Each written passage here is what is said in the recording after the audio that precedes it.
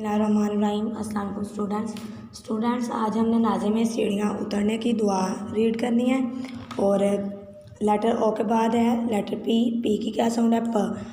P for pot, प pot. P for pen, प pen. P for pocket, प pocket. P for pin, प pin. P for paint, प paint. P for parrot, प parrot. ये आप लोगों की इंग्लिश की रीडिंग है। उसके बाद हमारा आज उर्दू का है पेज नंबर 32।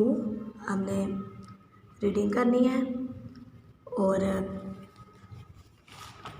इसके बाद काउंटडाउन का है हमारा आज पेज नंबर 27। CW आप लोगों ने करना है।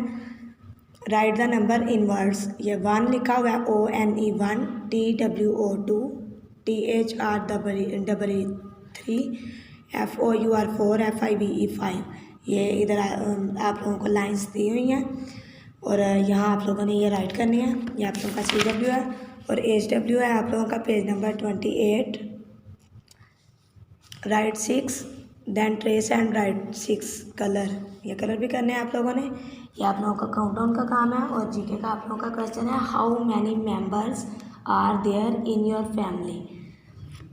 जीके का आप लोगों का ये क्वेश्चन है आज। और उर्दू का छोटी इश्काल आप लोगों ने राइट करनी है बेसिस बात तक।